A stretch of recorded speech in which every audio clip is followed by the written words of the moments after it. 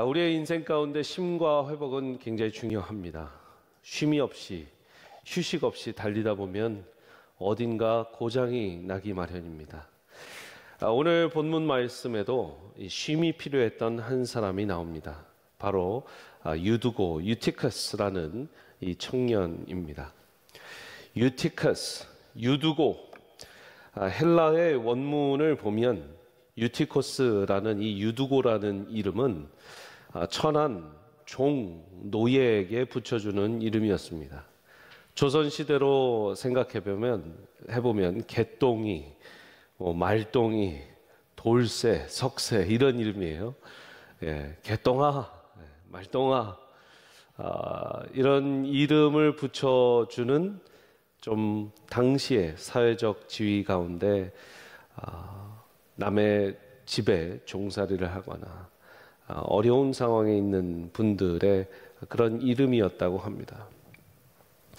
이 유티코스라는 이름을 유추해 보면 그는 분명히 당시에 어느 집 하인이거나 종이었습니다. 어느 집의 하인으로 종으로 섬기는 이 청년, 낮에는 열심히 일하고 열심히 육체적 노동이 있었을 것입니다. 그런데 밤에 그냥 가서 잠을 자도 될 판에 와서 말씀을 듣는 유두고를 봅니다. 참 귀한 청년이었던 것 같습니다. 그가 오늘 말씀 보면 창문에 걸터 앉았다라고 합니다. 그리고 8절 말씀 보니까 거기에 촛불이, 등불이 많이 켜졌다. 여러분 상상해 보십시오. 등불이 많이 켜진 그 실내 공간, 다락방이에요. 아마 등불을 걸어놨을 수도 있고 촛불 형태로 이렇게 들고 있는 불들도 많았을 겁니다. 그리고 그 방에 온기가 가득했겠죠. 따뜻하고 또 여기에서 타는 그 이산화탄소와 여러 이 잠을 부르는 불빛이 이 방에 가득했는데 그 중에서도 창가에 앉아서 그 열기와 또 밖에 냉기가 이렇게 왔다 갔다 하는 그 창가에 앉아 있었던 유두고는 오늘 말씀 보니까 심히 졸았다. 사랑하는 여러분, 말씀 들으시면서 심히 조시면 안 됩니다. 우리는 1층이어서 얼마나 감사한지 모릅니다. 3층에 있었다고 합니다. 3층 다락방에서 말씀을 듣다가 3층에서 떨어져서 바로 죽었다. 누가복음, 여러분 이 사도행전은 누가가 썼죠. 누가복음을 썼던 누가가 사도행전을 썼는데 누가는 의사였습니다. 의사. 그렇기 때문에 그가 죽었다라고 기록한 것은 정확한 의사의 사망 선고입니다. 그런데 그를 향해 뛰어가는 바울의 말씀이 있는 것이죠. 여러분, 바울은 가서 그를 안습니다. 껴안아 안고 기도합니다. 그럴 때 하나님께서 다시 생명을 붙여주셔서 살게 합니다. 여러분 9절 말씀을 한번 보시겠습니다. 유두고라 하는 청년이 창에 걸터 앉아 있다가 깊이 졸더니 바울이 강론하기를 더 오래 하며 졸음을 이기지 못하여 3층에서 떨어지거늘 일으켜보니 죽었는지라. 약간 누가도 같이 바울과 이렇게 사역을 하면서 너무 강론을 오래 하시는 것 같다라는 생각을 했던 것 같아요. 여기에 바울이 강론하기를 더 오래 하며, 여러분 졸은 사람이 잘못한 거예요? 강론을 말씀을 전한 사람이 잘못한 거예요? 읽는 설교자가 별로 기분이 안 좋습니다, 사실. 근데 성경 말씀 그대로를 보면 바울이 강론하기를 더 오래 하니 졸음을 이기지 못하여, 마치 이 청년을 참 위로해주고 또 이 청년의 입장에서 좀 설명을 해주는 누가의 그런 모습을 봅니다. 3층에서 떨어지거늘, 이 떨어지거늘이라는 단어를 저는 여러분들과 함께 깊이 보기를 바랍니다. To fall, 원어로 보면 핍토라는 단어입니다. 여러분 저를 따라서 한번 해볼까요? 핍토. 핍토. 이 핍토라는 단어는 그냥 떨어지다 뜻만 아니라 우리나라 표현에도 떨어지다 할 때는 낭떠러지로 떨어지다, 나락으로 떨어지다, 뭐 이 수렁으로 떨어지다 하면 무슨 말이에요? 아주 환난을 겪는다라는 뜻과 같이 이 핍토라는 단어 제가 외울 때는 신학생 때 피토하고 토해서 떨어진다 이렇게 외웠어요. 핍토. 할렐루야. 근데 여러분 to fall이라는 단어 안에 어떤 의미가 있냐면 한번 사전적 의미를 더 보여주시겠습니다. Descend from a higher place to lower. 위에서 아래로부터 떨어진다. To fall under judgment. Came under condemnation. 심판의 그 자리로 떨어지다. 무서운 말이에요. Under the attack of an evil spirit shall perish or be lost. 이 영적인 사단마귀의 공격, 악한 영의 공격에 들어가다 또 shall perish, 멸망하다, be lost, 잃어버리다. 가는 길을 잃어버리고 영혼을 잃어버리는 단어가 이 핍토라는 단어예요. 그렇기 때문에 물론 첫 번째 의미로는 위에서 떨어지다의 핍토지만 두 번째, 세 번째 의미를 보면 그는 그냥 단순히 떨어진 것이 아니라 이 영적으로 잠든 우리의 상태, 지금 유두고 말고 우리의 상태, 그리고 이 말씀을 들으면서도 저 나락으로, 저 절벽으로 떨어질 수밖에 없었던 유두고의 그 육체적 죽음을 통해서 우리는 우리의 영적인 죽음도 보아야 하는 줄 믿습니다. 왜냐하면요, 우리 모두가 이민사회나 한국사회나 상관없이 사실 유두고처럼 살고 있기 때문이에요. 저는 남의 종살이 하지 않습니다. 괜찮아요. 남의 종살이 하지 않더라도 우리는 아침부터 저녁까지 힘들게 살아가고 있어요. 그리고 주일날 사실 쉬고 싶은데, 그죠? 우리의 몸은 쉬어도 마땅한데 또 말씀의 자리에, 찬양의 자리에 하나님을 경배해드리기 위해서 예배드리러 나온 거잖아요. 여러분, 무서운 한 가지 진리는 말씀 듣는 자리에서도 이 나락으로 떨어질 수 있는 사건이 일어난다는 겁니다. 오늘 1부 예배 드렸기 때문에 2부, 3부, 4부 예배 드렸기 때문에 말씀을 들었기 때문에 난 괜찮다. 물론 아닌 것보다 훨씬 좋지만 이 중에서도 오늘 충분히 주일 예배를 함께 드렸음에도 불구하고 영으로 드리지 못하고 진리로 드리지 못한 어떤 이에게는 영적인 침체, 영적인 잠듦, 영적인 to fall, 핍토가 일어날 수도 있다라는 겁니다. 여러분, 그렇기 때문에 우리는 늘 깨어 있어야 합니다. 아멘이십니까? 늘 깨어 있어야 합니다. 말씀을 듣는 자세가 아니라 말씀을 함께 먹고 묵상하고 앞으로 나아가는 자세예요. 설교자만 설교하는 것이 아니라 설교를 듣는 자도 설교하듯. 할렐루야. 여러분, 설교자도요, 설교를 하며 나락으로 떨어질 수 있어요. 정신 차리지 않으면, 깨어있지 않으면 설교자도, 목사님들도 분명 말씀을 전하고 듣고 있지만 핍토, 나락으로 떨어질 수 있다는 것이에요. 여러분, 그때 10절 반응, 바울의 반응 참 귀한 바울입니다. 한번 같이 읽겠습니다. 10절 시작. 바울이 떠들지 말라, 생명이 그에게 있다 하고, 바울이 내려가 그 위에 엎드려 그 몸을 안고 말하였다. 굉장히 주된 자동사, active verb예요. 여러분, 오늘 그래서 설교 제목이 뭐냐면 당신을 엎드려 안아주십니다. 당신을 엎드려 안아주십니다. 바울이 3층을 정말 3초 안에 뛰어갔을 것 같아요. 급하게 뛰어갔겠죠. 왜냐하면 그 귀하게 노동을 마치고 힘든 몸을 이끌고 창가에 앉았던 그 유두고, 늦게 와서 앞에 앉지도 못하고 열심히 일하다가 늦게라도 말씀 들으러 온 그 예쁜 청년, 귀한 청년, 내가 끝나면 칭찬해 줘야지 했던 그 유두고가 떨어져서 죽었단 말이에요. 여러분, 설교자에게 그런 시험을 주지 마십시오. 여러분, 말씀 듣다가 여기는 3층이 아니지만 꼬꾸라지셔갖고 바닥에 머리를 뭐 이렇게 하시면 제 마음이 너무 힘들 것 같아요. 바울이 당장 뛰어갑니다. 당장 뛰어가서 그 위에 엎드려,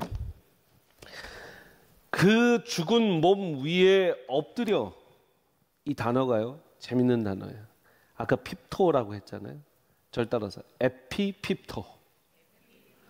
아까 핍토라는 단어가 나왔는데 그 앞에 에피가 하나 붙어요. 딱 접두어 하나만 에피라는, 그 위에, on, upon, above, 위에라는 뜻을 가진, 위에 떨어졌다라는 표현인데 우리말로는 어떻게 해요? 엎드렸다라는 표현이에요. 사랑하는 여러분, 문제가 있거든, 죽은 영혼이 있거든, 그 위에 여러분들이 엎드려 기도하면 그 문제가 해결되는 줄 믿습니다. 참 이럴 땐 원어 공부한 게 보람이 있습니다. 핍토. 그런데 거기에 에피만 붙으니까 엎드렸다. 여러분, 떨어지다랑 엎드리다랑, 물론 목사님 앞으로 떨어지니까 앞으로 떨어지니까 엎드린 거죠. 그런 표현일 거예요.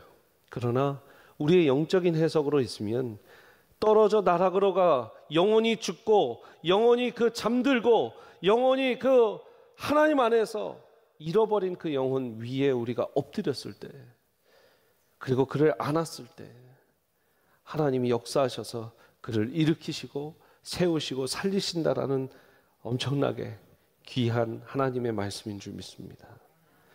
여러분, 내가 피토하고 죽겠거든, 그 위에 에피핍토 하시기를 축복합니다.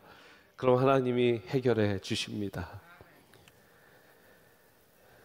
10절 말씀 더 보시면 그를 안았다라고 합니다. 내려가서 그는 엎드려 그의 몸을 안았다.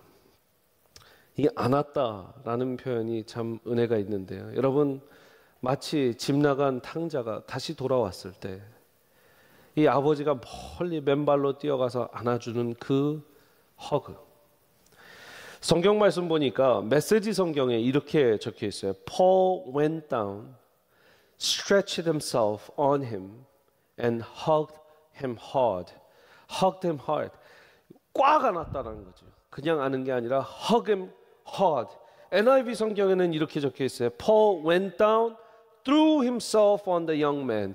자기 자신을 threw himself, 그 자신을, 바울을 몸에 던졌다. 그 위에, 그 위에 엎드렸다라는 표현이 자기 자신의 몸을 던졌다. And put his arms around him. 그를 꼭 안았다. 팔을, 그의 몸을 around, 감싸고 안았다라는 표현이에요. 메시지 성경에 hug them hard, 꽉 안았다. 여러분, 누군가를 꽉 안아보신 기억. 최근에 제가 영상 하나를 보여드렸었습니다. 바로 이 일산에서 일어났던 접촉사고, 젊은 애엄마가 새벽에 아이가 열이 너무 많이 나고 아프니까 응급실에 이제 급하게 갑니다. 급하게 가는 가운데 접촉사고가 났어요. 접촉사고, 상대방 차량이 어머니 뻘 되는 여성분이에요.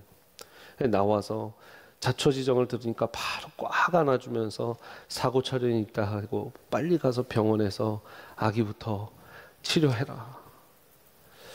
그 짧은 영상이 우리에게 참 눈시울을 적시게 하는 이유는 그 한 번의 허그가 그 차가운 도시의 삶에 얼마나 따뜻하고 사랑을 전해줬을까. 또 우리는 언젠가 한번 그 따뜻한 포옹을 받아봤기 때문에 아마 그 영상이 더 우리에게 울림이 있었으리라 생각이 됩니다.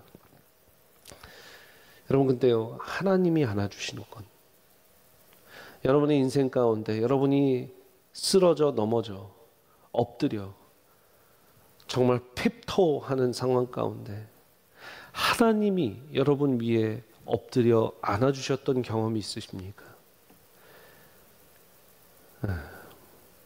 오랫동안 기도를 하고 있는데, 어떤 이의 간증이에요. 기도원에서 기도를 하고 있는데 내 뒤에 하나님이 꽉 안아주시면서 기도하고 있는 나를 오랫동안 붙잡으신 그 감격스러운 역사가 있었다, 경험이 있었다, 이렇게 고백하는 분들이 있었어요. 열왕기상 17장에 엘리야가 사르밧 과부의 아들을 살릴 때 그를 향해 엎드려 안았습니다. 19절 한번 보여주십시오. 엘리야가 그에게 그의 아들을 달라 하여 그를 그 여인의 품에서 받아 안고 자기가 거처 하는 다락에 올라가서 자기 침상에 누이고 여호와께 부르짖어 이르되 내 하나님 여호와여, 주께서 또 내가 우거하는 집 과부에게 재앙을 내리사 그 아들이 죽게 하셨나이까 하고 그 아이 위에 몸을 3번 엎드리고 3번 펴서 엎드리고 여호와께 울부짖어 이르되 내 하나님 여호와여, 원하건대 이 아이의 혼으로 그의 몸에 돌아오게 하옵소서 하니 여호와께서 엘리야의 소리를 들으심으로 그 아이의 혼이 몸으로 돌아오고 살아난지라. 아멘. 엘리야가 사르밧 과부의 아들을 엎드려 안아 기도함으로 살린 이야기입니다. 또 그의 제자 엘리사는 어땠습니까? 수넴성 여인의 아들을 살릴 때 열왕기하 4장 말씀을 보시면 엘리사가 집에 들어가 보니 아이가 죽었는데 자기의 침상에 눕혔는지라 들어가서 문을 닫으니 2사람뿐이라. 엘리사가 여호와께 기도하고 34절 같이 읽습니다. 시작. 아이 위에 올라 엎드려 자기 입을 그의 입에 자기 눈을 그의 눈에 아이의 살이 차차 따뜻하더라. 엘리사가 내려서 집안에서 한번 이리저리 다니고 그 다시 아이 위에 올라 엎드리니 아이가 7번 재채기하고 눈을 뜨는지라. 할렐루야. 여러분, 살아난 거죠. 마치 오늘 이야기와 참 오버랩이 되지 않습니까? 엘리사가 이미 죽은 그 아이를 향해 엎드려 안았을 때, 여러분, 성경에 왜 신구약에 이렇게 공통적으로 엎드려 안았을 때 살아난 역사가 일어날까요? 바로 하나님이 우리를 그렇게 엎드려 안아주심으로 지키고 사랑하고 보호하고 계시기 때문입니다. 이제 엎드려 안았던 그 바울이 떠들지 말라라고 얘기합니다. 떠들지 말라. 다시 한번 10절 말씀. 바울이 내려가 그 위에 엎드려 그 몸을 안고 말하되 뭐라고 합니까? 떠들지 말라. Don't be alarmed. 너무 두려워서 막 소리 지르고 막 웅성웅성 대는 사람에게 조용히 하라는 거예요. 여러분, 말로 사람을 살릴 수 있는 게 아닙니다. 그냥 우리가 웅성웅성 돼서 사람을 살릴 수 있는 게 아닙니다. 하나님의 사랑이 정말 그 안에 전달이 되고 하나님의 사랑이 그 인생을 덮어야 변화가 일어나고 치유가 일어나고 생명이 일어나는 거죠. 우리가 말만 많이 하면 안 됩니다. 교회가 말만 많이 하면 안 돼요. 저는 이렇게 한번 써봤습니다. 하나님의 일은 소란스러운 데에서 일어나는 것이 아니라 말없이 사랑하는 데에서 일어납니다. 소란, 사랑, 시옷 리을로. 소란스러운데, 소란스러운 교회, 소란스러운 목장 모임이 아니라 사랑이 있는 교회. 그리고 나서 생명이 그에게 있다. 10절 말씀 다시 한번 보여주십시오. 바울이 내려가서 그 위에 엎드려 그 몸을 안고 말하되 떠들지 말라. 시작. 생명이 그에게 있다. 생명이 그에게 있다. He's alive. He's still breathing. He's alive. 그런데요, 여러분, 절대 이 누가가, 의사인 누가가 실수할 리가 없습니다.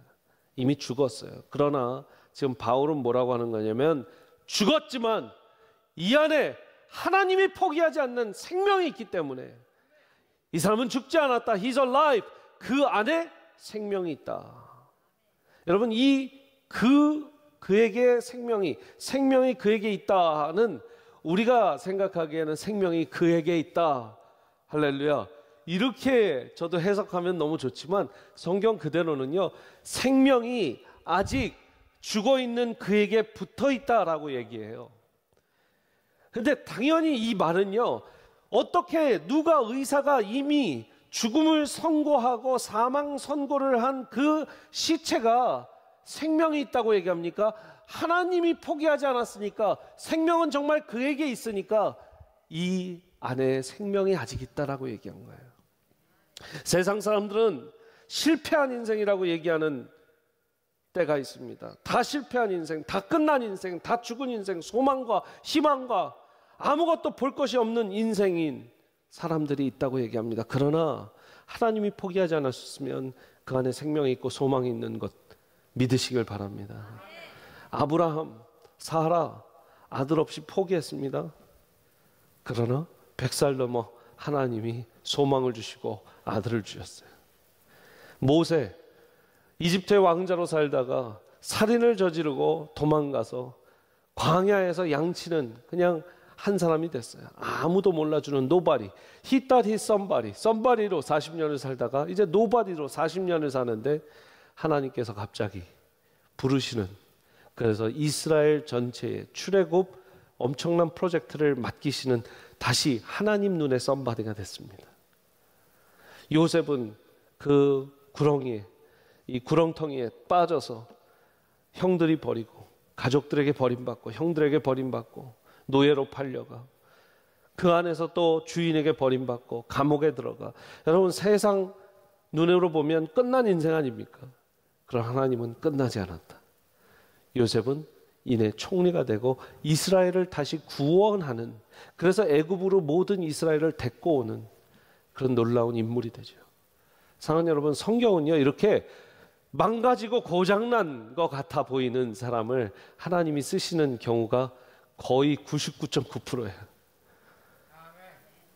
그러니까 세상에서 저 사람에겐 늘 소망이 있어, 저 사람에겐 늘 대단해 하는 사람은요 하나님이 잘 안 쓰시는 것 같아요. 하나님 진짜 쓰시는 사람은 저 사람 끝났어, 저 사람 소망 없어, 저 사람 그냥 무용지물이야 하는 사람을 하나님 들어쓰세요. 사랑하는 여러분, 우리 인생 가운데 끝이 없습니다. 하나님이 끝내시기 전까지는 절대 생명은 그에게 있으니 끝난 것이 아닌 줄 믿으시기 바랍니다. 자, 마지막으로 11절 12절 말씀 같이 한번 읽겠습니다. 시작. 올라가 떡을 떼어 먹고 오랫동안 이야기하고 떠나니라. 12절. 네, 여러분, 두 가지 회복이 나옵니다. 첫 번째는 이제 죽은 그 유두고를 살려 다시 올라가 떡을 떼면서 말씀을 나눕니다. 예배 회복이 일어나는 거예요. 예배 회복. 죽은 생명을 살리면 어떻게 됩니까? 예배를 할 수밖에 없는 거예요. 예배 회복. 여러분, 우리가 죽었던 심령이 살아나는 것이 예배입니다. 우리가 살아나면 예배를 해야 돼요. 그런데 반대로요, 예배가 죽으면 우린 죽어요. 그러니까 제가 늘 얘기하지만 우리는 예배드린 만큼만 살 수 있어요. 여러분, 이걸 기억하십시오. 우리는 예배드린 만큼 살아낼 수 있는 거예요. 살아내는 만큼 예배드리는 게 아니에요. 예배드린 만큼 살아낼 수 있어요. 여러분이 주일과 금요성령 집회, 또 여러분이 매일의 삶 가운데 얼마나 주님을 묵상하며 얼마나 주님과 동행하며 예배를 드리는지에 따라 여러분의 인생의 깊이와 넓이는 정해져 있습니다. 근데 그 예배가 죽으면 우리는 죽게 되는 거예요. 근데 우리를 살리신 분은요 하나님이시기 때문에 그 하나님을 찬양하고 예배하는 예배 회복입니다. 할렐루야. 두 번째 회복은 무엇인가? 여러분, 평강과 평화의 회복입니다. 절 따라서 평강의 회복. 사실 성경 전체를 관통하는 한 주제 중에 중요한 주제는 샬롬입니다. 샬롬. 평강, 평화. 왜 그렇습니까? 에덴 동산에서 빼앗겼던 그 평화, 에덴 동산에 퍼펙트하게 존재했던 그 평강, 피스, 샬롬, 하나님과 함께 하던 그 동산의 생활이 이제 죄 때문에 끊기고요. 언제 회복이 돼요? 예수님께서 십자가에 돌아가 죽으심으로, 보혈을 흘리심으로 그 죄를 해결할 수 있는 길이 생기고, 이내 3일 만에 부활하셔서 예수님이 첫 번째 하신 말씀이 뭡니까? 평강이 너희에게 있을지어다. 그러니까요, 예수님도 왜 죽으셨냐? 우리를 구원하시기 위해서 당연히. 그러나 이내 그 에덴 동산의 평강과 평화를 회복하기 위해서요. 우리가 끝끝내 새하늘과 새 땅이 일어난다고 그러죠. 아멘. 종말이 뭡니까? 여러분, 건강하고 행복한 종말론, 우리 월드사역연구소에 함께 사역하고 있는 우리 정성욱 교수님 제목이 행복한 종말론이에요. 밝은 종말론. 왜요?